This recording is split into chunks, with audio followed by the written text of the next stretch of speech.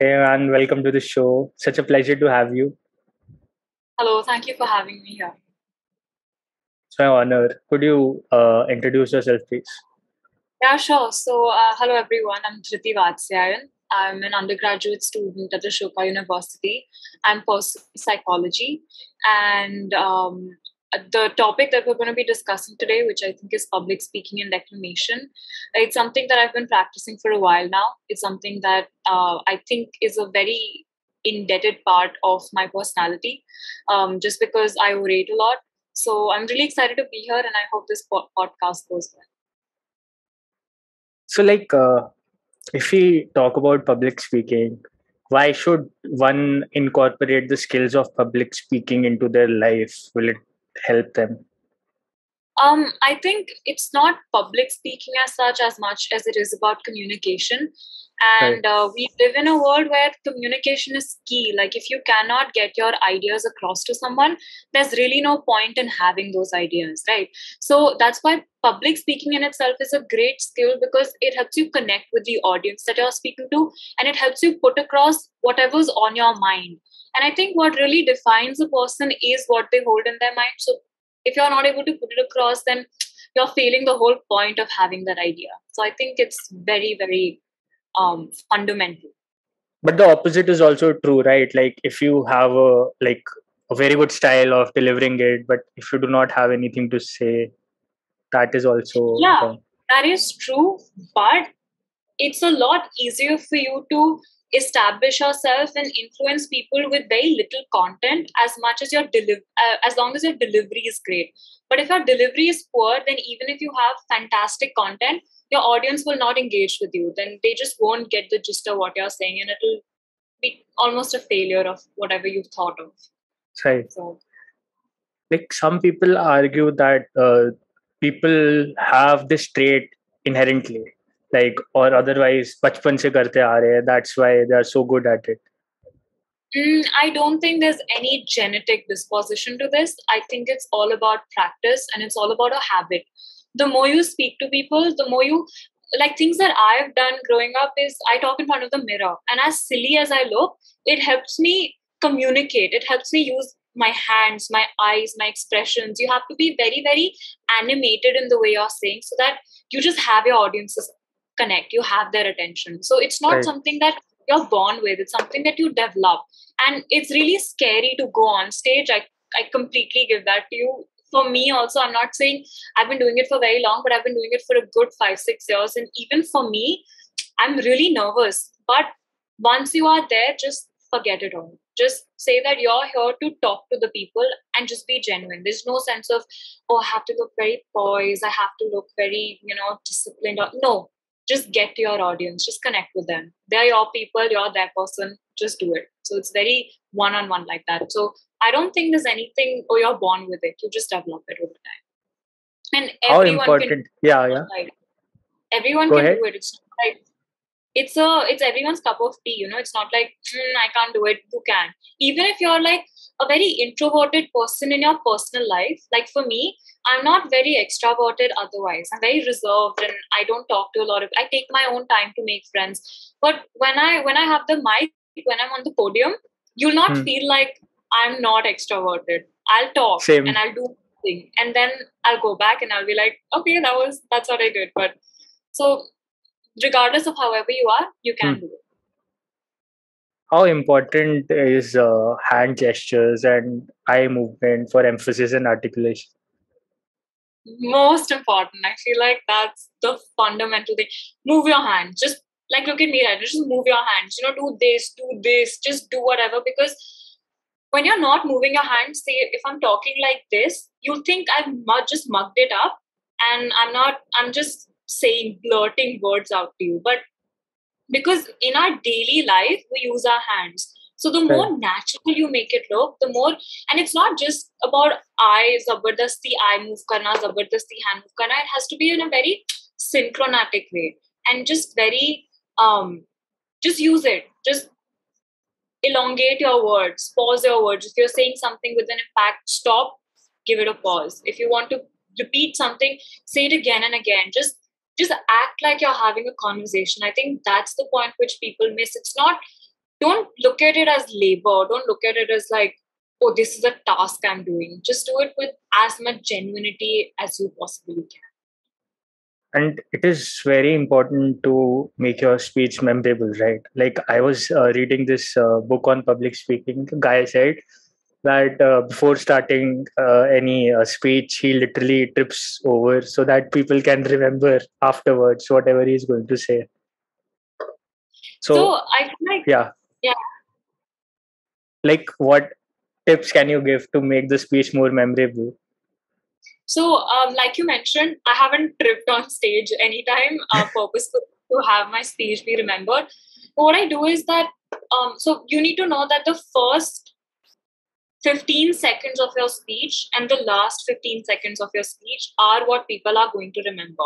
Right. In between, whatever happens, someone might pick up on it, someone might not. That's a whole other thing. But these first 15 and last 15 seconds are very crucial. So, what I usually do it, I'll start with something very personal. I'll start with something very basic, something which everybody experiences. I'll be like, have you ever felt this sense of dread when you're about to go up on stage? And then I'll end with something which is very motivating, which is very uplifting. And so when you connect to people on a personal level in the beginning, they're already one-on-one with you. They're already like, oh yeah, what she's saying is hitting me. It's giving me goosebumps. So you don't have to come up with, and it's not to say that always use a quotation by someone, always do this, always do that. Just use anything that's impactful. Use something which is very, very fundamental to human beings, not just the kind of audience that you're catering to. So it has to be something which every human feels. And I think when you do that, you already have their attention. They're always going to remember you. They're always going to remember whatever you said. They're not, and look at them. Don't just look in one place and speak. Look at everyone. Let them think that you're one-on-one with each individual being in that audience. So I think that's very important. They feel acknowledged. Yeah. And then they feel like, yeah, she's talking to me. She's having a one-on-one with me. And when every time you're having a one-on-one with someone, they'll always remember it. So the art of public speaking is essentially having one-on-one with multiple people at the same time. Right. And like how important, or is it important, like incorporating comedy or like a joke here and there? So I'm not very funny, just to put it across. I'm actually quite not funny. But I know of a lot of people, a lot of my friends, will add in like a really witty comment. They'll add in a really funny joke. And again, people laugh. They laugh. That just creates a memory. They just know what you're saying. Then they have the gist of, and that joke or that emotional connect or that comment cannot be out of the blue. If you're talking about, say, environment, you can't crack a joke on like the color of t-shirt the person is wearing. Like that's not, your comment has to be very in sync, or your joke has to be such that once you crack the joke, they get your point. It summarizes your whole speech with that one joke. I think that's a more impactful joke, not a random joke on anything. That's just going to make you look really stupid. Don't do that. I think stand-up comics also have incorporated this thing, like what most people are recognizing, engaging with the audience. Mm-hmm. That's that's what I was saying, like even and stand-up comedians, I feel like they do a really, really good job because they do it so casually, they're just there, they're like you only. You don't feel like, oh, he's a public speaker, must be some big person. He makes, the stand-up comedian makes you feel like, I'm one of you only, like I'm just like you guys. And I think, when you see people like you connect with them. And that's why I feel like it's also very important to connect with the different kinds of audiences that you're performing in front of. You can't be the same that you are in front of, say, a group of 6-year-old kids. And you can't be the same when you're speaking in front of your professors, or you're speaking in front of even older generations or older kids. You need to be very different. And I'll give you an example. Like if I'm giving a presentation, or if I'm speaking in front of, say, the primary section of the school, my stories are going to be very animate, I'm going to use more of Hindi because I know they're more comfortable with it. I'm going to use more of like sillier comparisons, I'll use nature, I'll use stories, I'll use characters. But I will not do that if I'm, say, speaking in front of a more mature audience. I will not use dogs and cats for them. I'll use mature concepts, I'll maybe use an author, I'll quote the author, or I'll use like the example of whatever, like a phenomena that's taking place. So I think it's very different to know how to switch that. You can't speak the same way, and that's the beauty. You need to know how to get the same idea across to a 5-year-old and an 80-year-old.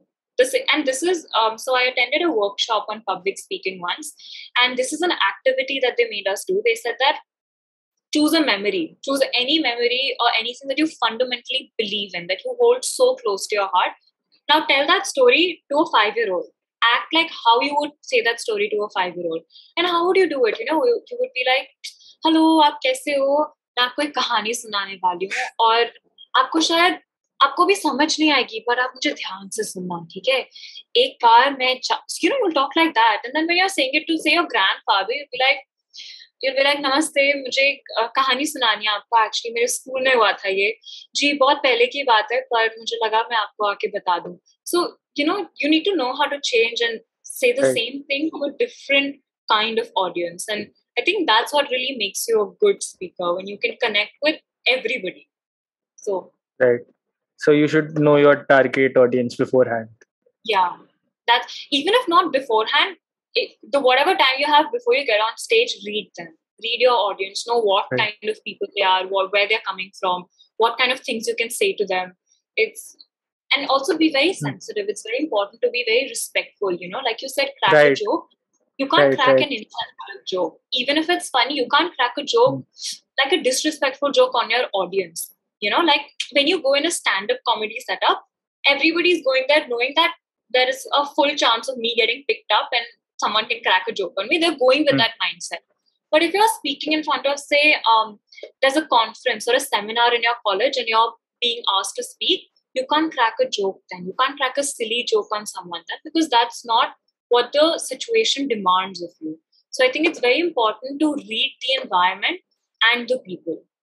Sure, crack a joke on capitalism if you're in a seminar. Don't crack a joke on how the person is looking or what his personal life is. You can't. So you need to be very careful of what kind of things you say. Right. And you also need to be aware, of the reactions that your audience are providing, right? Yes. You can't do anything to scar them. You can't make them look like, "Arey, ye to joke. He was the joke of the whole day." You can't make anybody feel like that. You need to be very inclusive. So what I do is, this is a tactic that I feel like even in personal life, it works very well. Is that first crack a joke on yourself, not to demean yourself. It doesn't mean that say that, oh, I'm the worst, I'm so bad. Crack a very funny joke on yourself. That makes people feel like, Arey, she cracks it on her also. She's very genuine like that. She's not putting us down. It's just a fun conversation. So I think first do things on yourself so that people know, okay, the way she's with herself, she's with us. And then they'll feel a lot more comfortable. So I think... Have you seen that Chris Rock and Will Smith video? Yeah. Yes. So do you think he was wrong in cracking the joke? Again, like I mentioned, I feel like you can crack a joke in a very intimate setting. You cannot crack a joke on a very public forum. So I feel like in that sense, it wasn't okay. But Oscars is a format where comics roast the celebrities. So isn't it fine? I mean, it's again like you need to have very respectful jokes, and that's something that I feel, and that's why maybe I personally don't enjoy a lot of even stand-up comedies. If you see, I don't enjoy a lot of them where they become very sexual or they become very very cheap. You can't be cheap. Your jokes have to be very classy. They have to be very mature. And I feel like that's the point which a lot of people miss. You can't be joking about somebody's genitals. Like, that's not okay. That's very cheap. So the sense of humor has to be very refined. Otherwise, I don't know. I feel like it just reduces you as a person. As a public speaking person, not in terms of your character, but you need to have very refined language and very refined jokes. And that's where I feel like the line between, say, Oscars, or there was this show where the Jonas family would, roast each other. I don't know if you've seen it. It's you can check it out. I didn't really like it because I thought they were all going very cheap and berserk on each other, which is not okay. Like, sure, people laugh it off, but how respectful is it to demean someone on a public forum? It's the other person's maturity that they take it well. What is it about? Basically, the Jonas family. So the Jonas brothers, they come together, and their wives, their friends, their parents, everybody roasts them. So it's funny sometimes, but sometimes the Right. humor becomes really, really toxic. So I don't like it a lot. Okay. How important is grooming and dressing up appropriately and presentation in public speaking? I think it's, I won't say it's the most important. You can go very shabbily and also create an impact. But I feel like maybe after your hand expressions, your connect, that comes next. Like, you need to be very, I won't say formally dressed, but smartly dressed. You can't show, and you have to be very setting appropriate. You cannot show up in like very casual clothes if it's like a formal seminar. You cannot, but at the same time, if it's like, you're connecting with kids, like you wouldn't want to show up in like a suit tie, and you would probably want to be in jeans and a t-shirt. But regardless Right. of that, you have to be very smartly dressed. You can't be inappropriately dressed. So and preferably your hair should be out of your face so people can see your expressions. You shouldn't be wearing anything that will play around with your hand movement. You should be wearing something with which you can move around, because you would want to walk around, talk to people, get them like. So don't wear anything which is very which will disrupt your public speaking skills. But apart from that, I feel like everybody's free to dress the way that they do, as long as it's appropriate for the setting. Like, if you want to make a point in a speech, like, can props help you articulate that point? Yeah, of course. And I feel like props, even very basic things like pictures, you could just have pictures on a presentation slide behind you. I really like Or your background. Oh, thank you. It's my roommate and I, we did our rooms with fairy lights and stuff.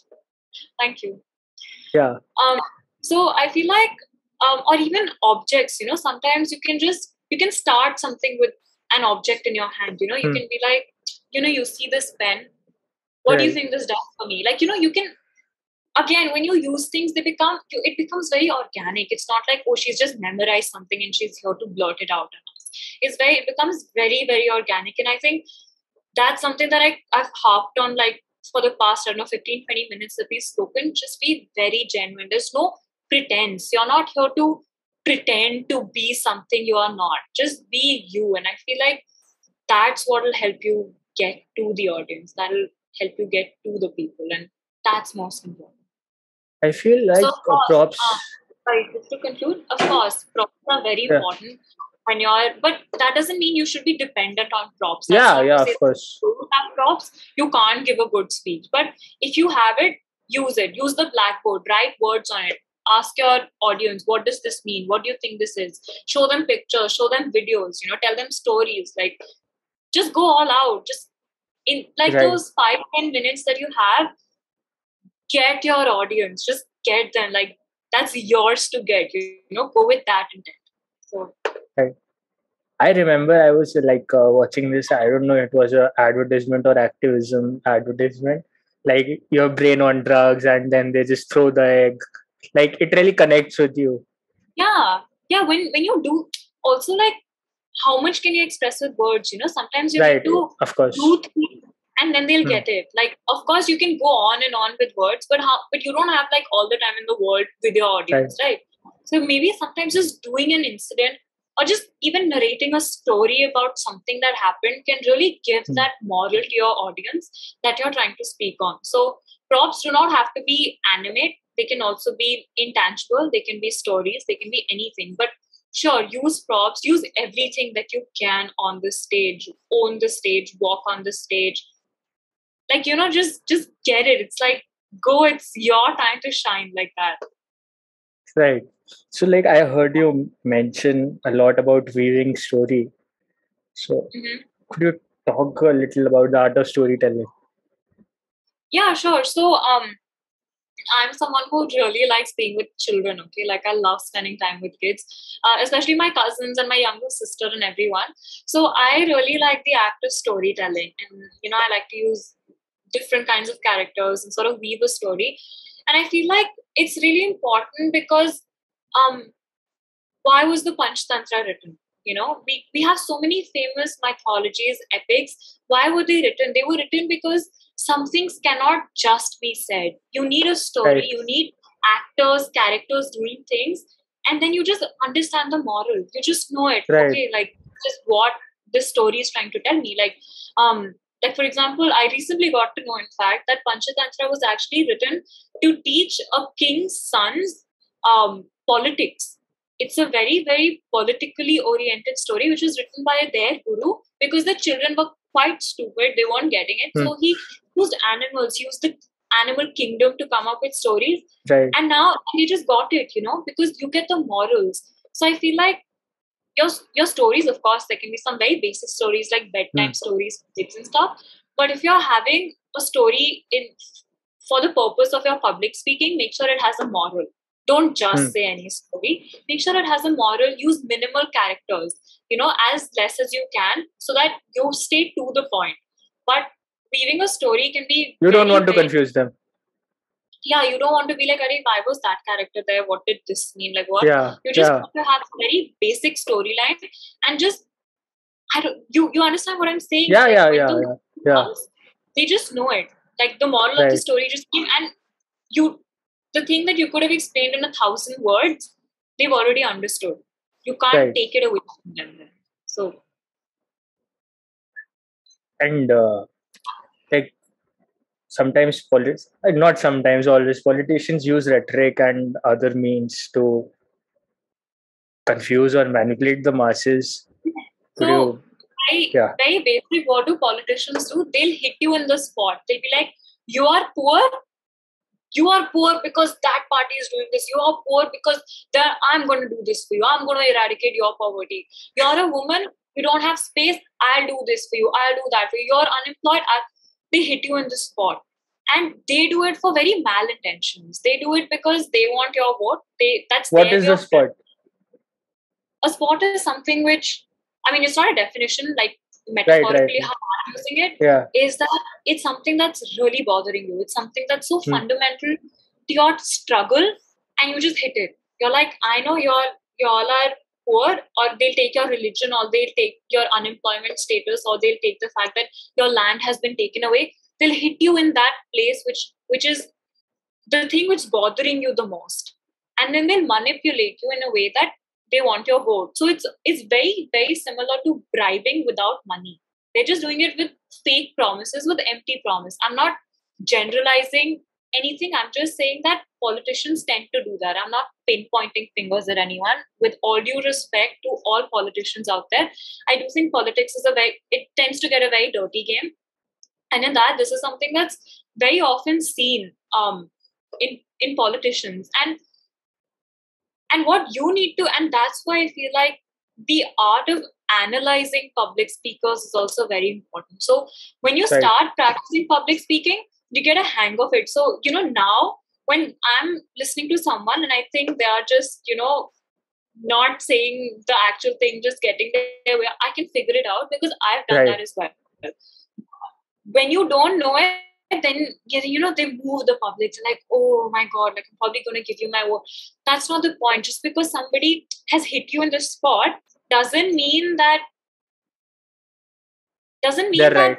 Yeah. they'll fulfill it for you. You need Yeah. to Right. focus more on their agenda, their manifesto, what they're standing up for. And I feel like Right.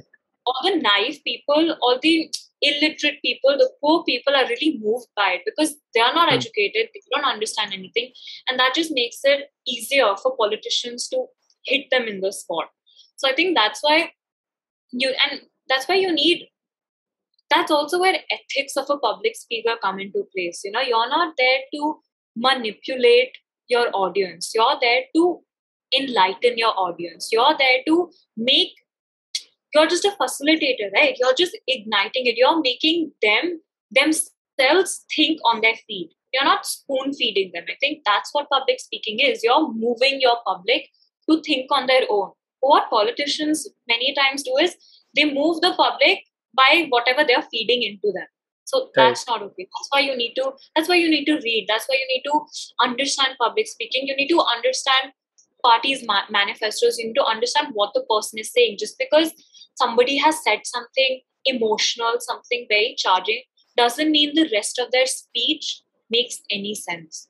So it's not that just Right. because I started off with my mother once said to me doesn't mean the rest of whatever I'm saying makes absolutely any sense. So I think that's also where audiences' responsibilities come into play, along with, of course, the ethics of the public speaker himself or herself.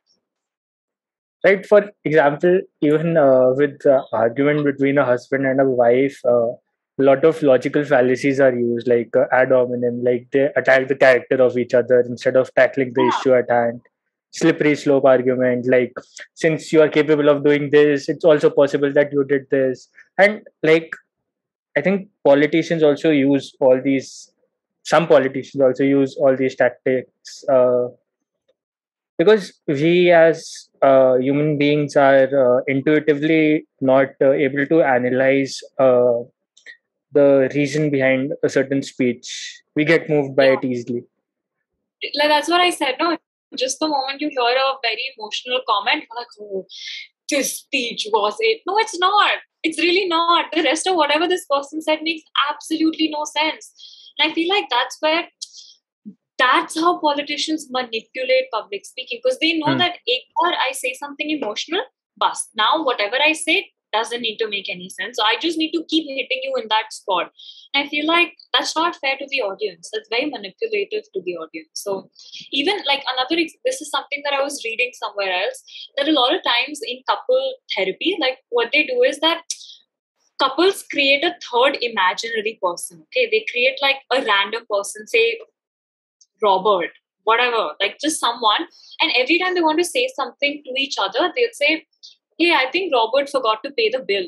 Hey, I think Robert didn't clean the dishes even though I asked him to. So that creates humor within the couple. But at the same time, they're able to get their idea across, but not in the sense that it hurts the other person. So I feel like you just need to, Right. sometimes this is very specific to couples, but this is something that I read about and I thought I'd share it with you. So I think you need to Right. understand how to be ethical in the way that you use your speech. You cannot manipulate people. That just talks poorly of your public speaking skills. Even the audience need to be aware of the tactics. Yeah. They need to be aware of the tactics, and they need to pay close attention to what the speaker is saying. Right. A lot of times what speakers do is that they'll say something, like I mentioned, I'm keeping on harping on it because I've experienced it with other speakers. They'll say something, and then afterwards all my friends are like, his speech was so good, and I'm just like, no, he didn't really say anything worth knowing. Like it was nothing. It's just emotional connect, and that's why you Yeah. need to also have balance between the material that you're saying and the emotional quotient, or like the joke or whatever you're cracking. Like it's targeted to your audience in a sense that you need to facilitate your audience to think on their own. You're just there to tell them this is what it is. Be aware, think on your own. Not like this is it, this is all you have to think. I have said this. That's why people use rhetorics. That's why people use sarcasm, satires. They'll act like they're supporting an argument so much that the audience will realize that, like the aim of the public speaker is to make the audience know that whatever he's speaking about is wrong. Say capitalism, for example. If I'm giving a speech against capitalism, I'll talk greatly about it. I'll be like, capitalism is great. Consumerism, profit goes to everyone. This, and I'm talking highly about it. But the audience has realized that this is such a satire tool. They're like, इतनी बेकार तारीफ कर रहे हैं, मतलब obviously it's not great. So the idea is to let your audience think, not you think for the audience. And I think that's where also the essence of public speaking comes into play. Since you're interested in marketing, so I want to add this also. I was recently reading about surrogate advertisement. Like you're not allowed to advertise about drinking and smoking, right? So what they do is like advertise about sodas, like I won't name them, or pan masala. So what happens is, because the name is the same, so people can go and buy the alcohol uh, of the same name. So these are the yeah, tactics. yeah. Yeah. Okay. How can you make a speech impactful? Um, Again, like I feel like I I said so many things. I'll consolidate them now. Right. Very few principles.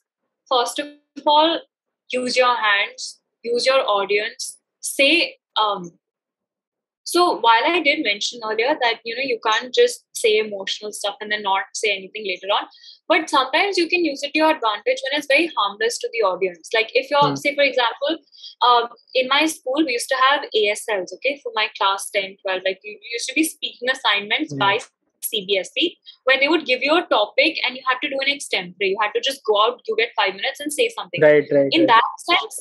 that sense, if you're able to get your teacher, even if you say bullshit. Just get your teacher, get your audience, and just talk about it. That'll get you the marks and is very not harmful to the audience, right? So in that sense, have an emotional connect. Have something besides just your Hmm. speech. Maybe have something which is very basic to humans. Have a joke. Have a story to tell. Use props. Just have something which is very significant, which is very you. Very your speech oriented. Secondly, use your hands, use your eyes, use your voice modulation. Speak louder when you have to, speak slowly when you don't. Um, just modulate your voice in a sense that it looks like, oh, she's having a conversation with me. She's not preaching anything to me. She's having a conversation with me. So make sure it's very conversational. Don't use fancy words. Don't use words like flabbergasted, gregarious. Nobody needs Keep to it know. simple. Yeah, you need. Yeah. What is your aim? Your aim is that the people in the audience understand what you're saying. So why do you have to use such flowery language? Use it in your academic papers. Don't use it for public speaking. Be as simple as you can, as precise and articulate as you can.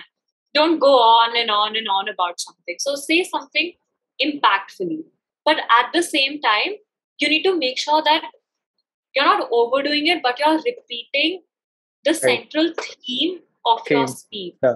So say it again and again in different ways. Don't say the same thing again and again. Save water, save water, save water. No, say it in different ways, every time. Like talk about why you need to save water. Talk about what's so important about water that it needs to be saved. And that in itself will give the message of save water. So don't directly say things, indirectly make people think the things that you want them to think. Right. And move about the stage, own the stage, talk to the audience, maintain eye contact, don't look up, don't look straight, see them, talk to them, be animate, act like you're acting, act like you're in your character. Like, this is something that one of my English teachers, she told me, she's like, have you tried theater or, plays? I was like, no, why? She's like, because when you speak, you're so animate, like, your eyes go up and your eyes, and that's just what I've done. I've never like consciously did it. It just so happened because I'm really weird and I like to talk in front of the mirror. But talk in front of the mirror. Do it. Right. Just it will really help you.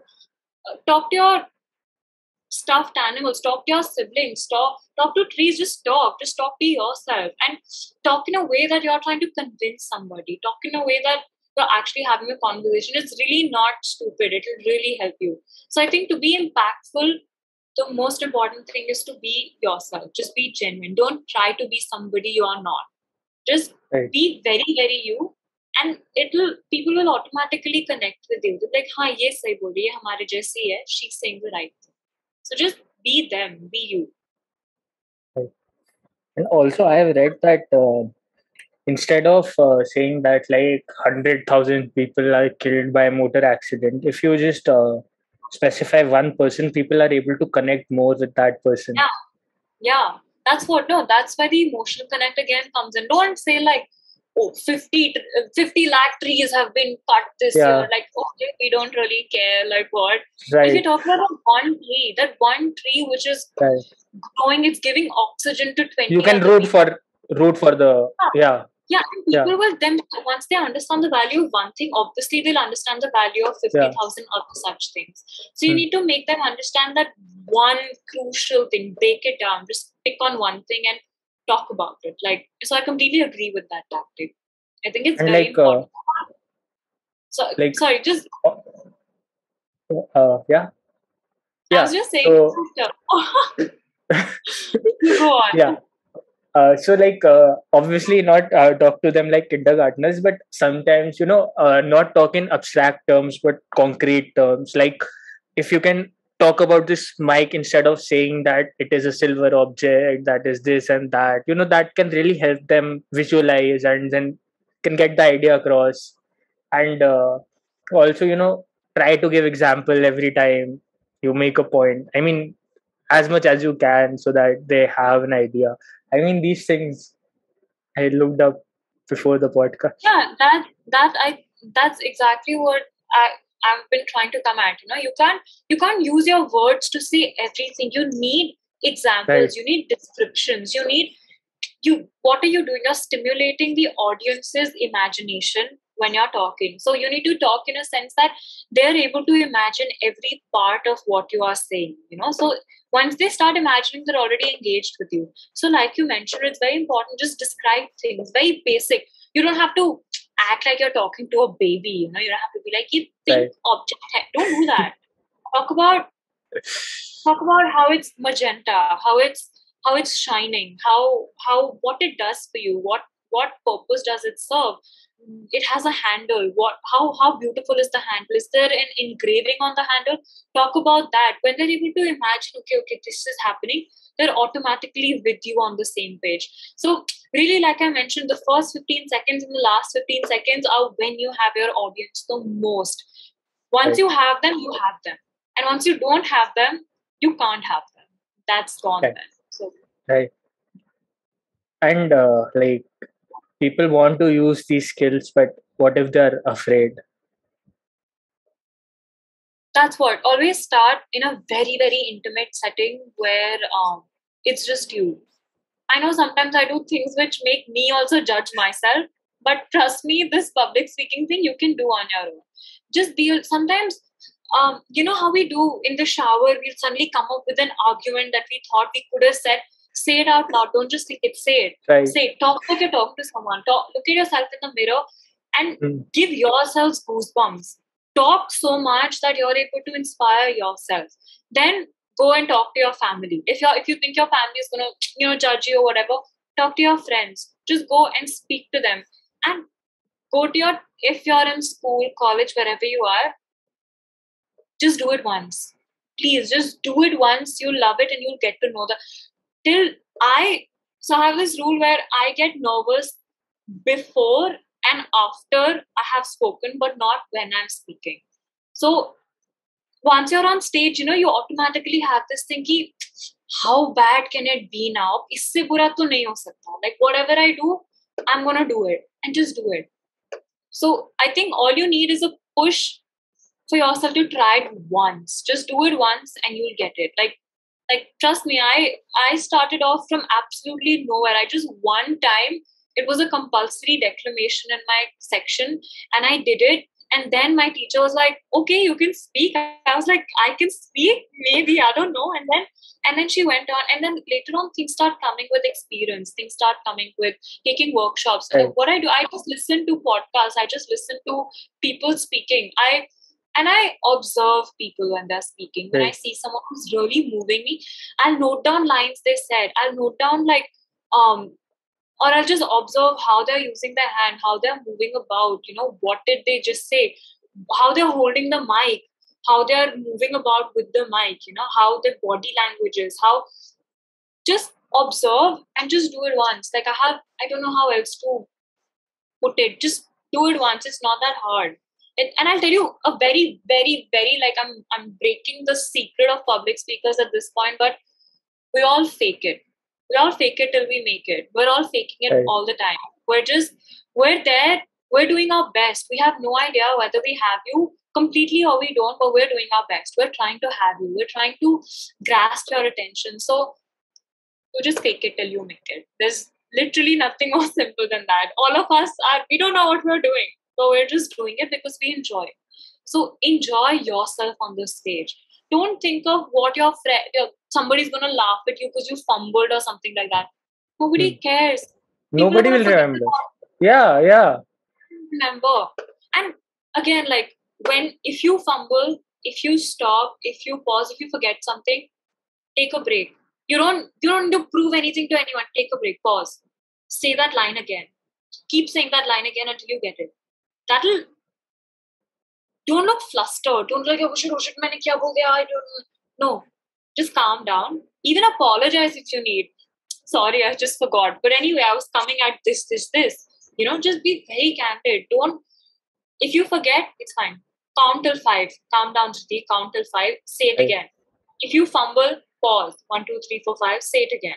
It's completely okay to say it again because once you've had your audience now, they really don't care if you fumble, if you do whatever, they're with you on it now. They have you, you have them. It's just a connect. So you fumbling, you stopping, it's not going to affect them at all.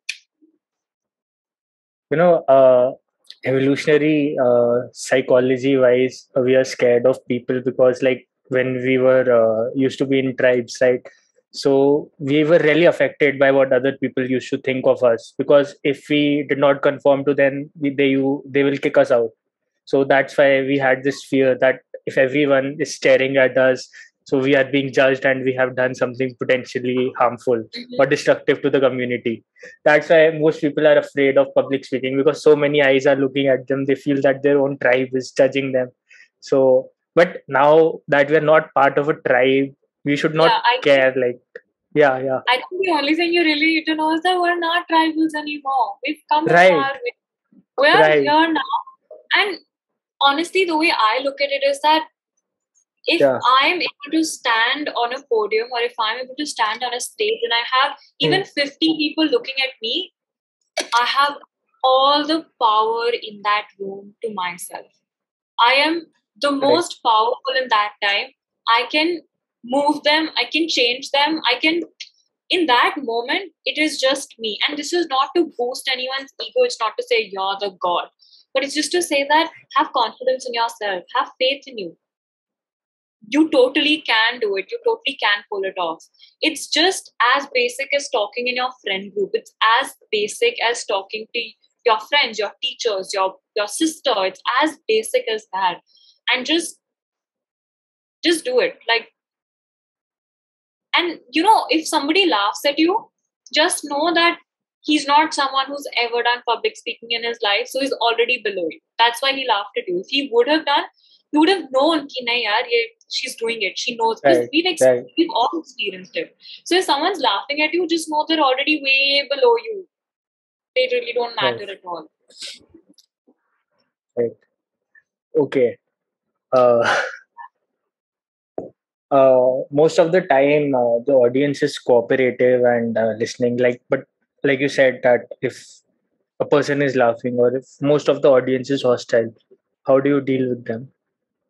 So I feel like maybe we should all just ask our online class teachers about this, because I feel like we were a really bad audience when they were teaching us online.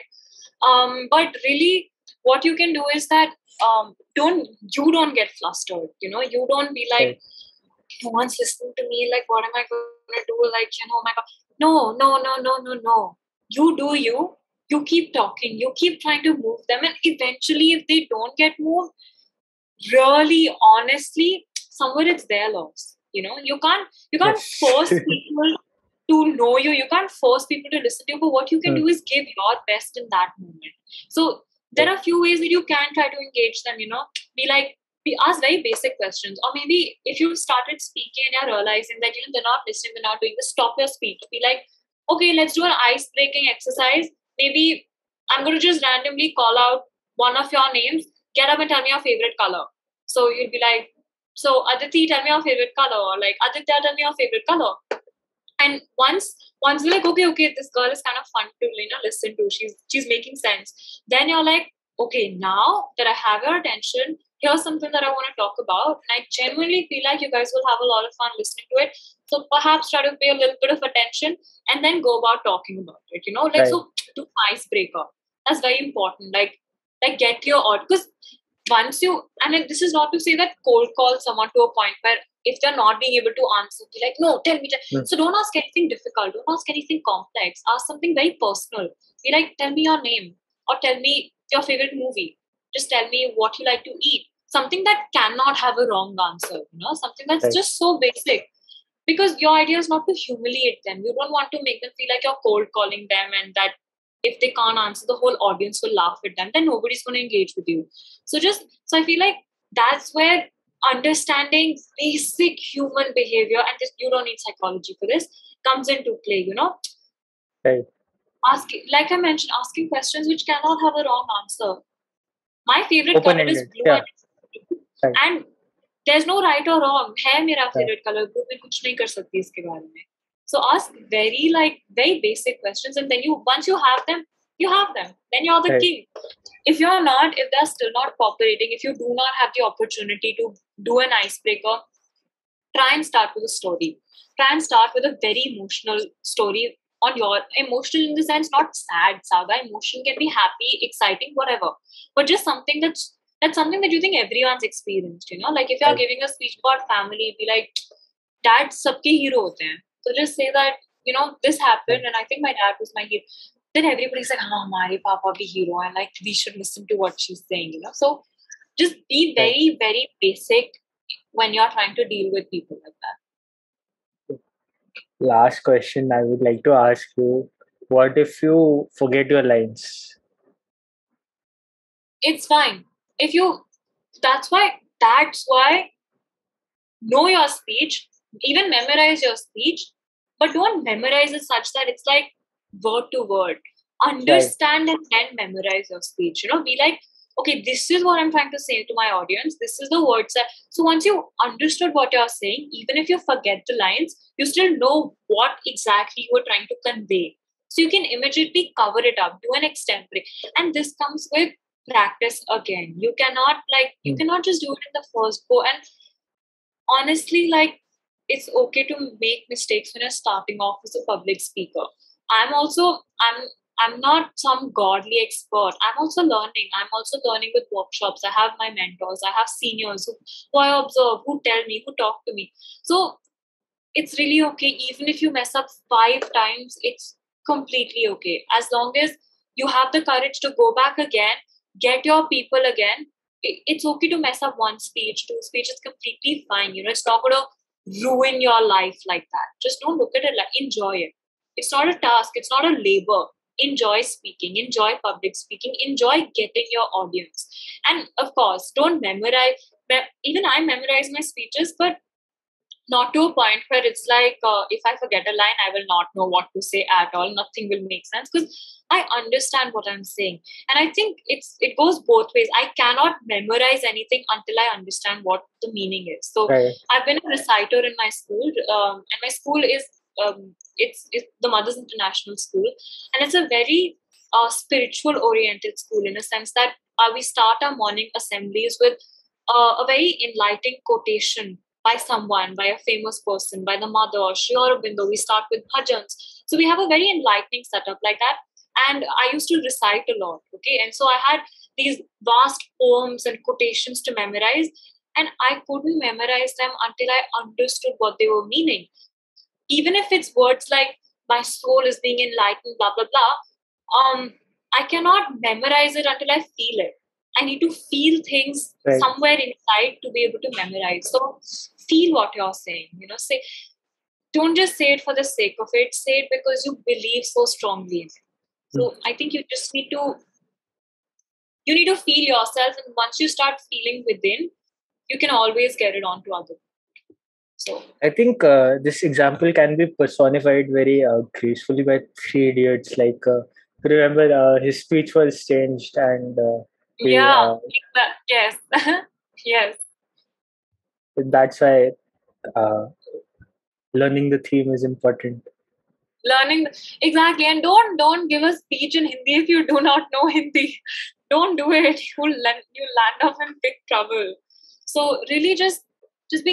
So that's why sometimes when you're like given the outline that it has to be only English or it has to be only Hindi, if you're not, use colloquial language, use Hindi, use Right. English, Right. because that's how we converse. That's how I'm Right. talking to you. That's how I will talk to my friends. I won't be like pure English, Oxford Dictionary English. That's not who I am.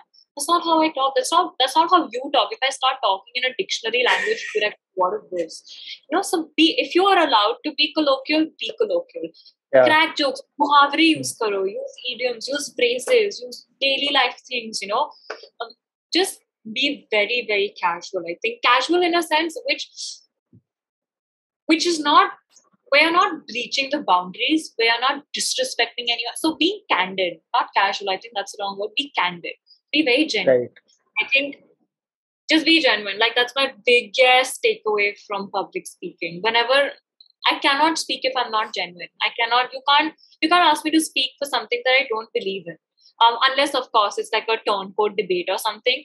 That's also a skill, that's a story for another time.